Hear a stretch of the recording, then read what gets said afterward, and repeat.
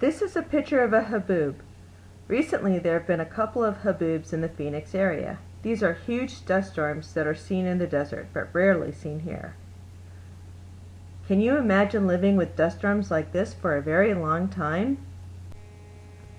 This is Mr. Hayes. He was my high school history teacher. Mr. Hayes was one of my favorite teachers because he would share stories about his interesting life. During the Dust Bowl, there were terrible dust storms that affected everyone, men, women, and children. Mr. Hayes and his family lived in Missouri during the Dust Bowl. Mr. Hayes remembered his mother getting up during the night to change wet cloths over his and his siblings' faces so they wouldn't inhale a lot of dust during their sleep.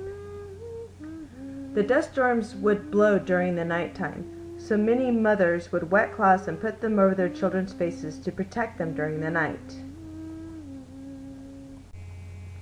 Some of Mr. Hayes' stories were funny. This is one of the funny tales he told us. During the Dust Bowl, Mr. Hayes was still a kid. He was between 9 and 12 years old. He wasn't even a teenager.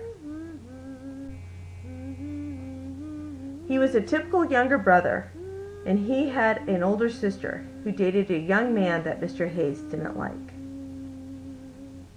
Apparently, Mr. Hayes' family had some money for that time, since in their living room they had a sofa and chandelier, and the sofa was right underneath that chandelier.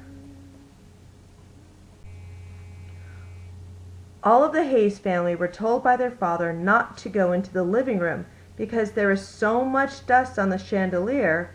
He was afraid that just the vibrations of walking into the room or sitting on the sofa would bring down the chandelier. Mr. Hayes' sister's boyfriend came to pick her up. Mr. Hayes told him to wait and that she would be right down. The young man started to walk into the living room, and Mr. Hayes told him not to, that it was dangerous.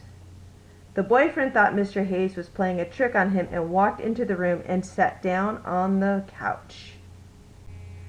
Mr. Hayes was horrified, as was the boyfriend, as the chandelier fell down around the young man. It was one of those big chandeliers with hanging crystals, so the entire fixture shattered when it hit the sofa and floor. Thankfully, the young man wasn't hurt, but he was badly shaken. Mr. Hayes' family survived the Dust Bowl by leaving their home and moving to Arizona to start a new life. When he grew up, Mr. Hayes went to college and then served in the United States Peace Corps, where he served the people of a tiny island in Micronesia called Yap. And then later he became my high school history teacher.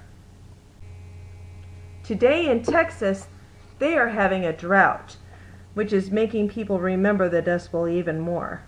If you do an internet search, I'm sure you will find plenty of stories that are comparing the Texas drought and the Dust Bowl that we're learning about now.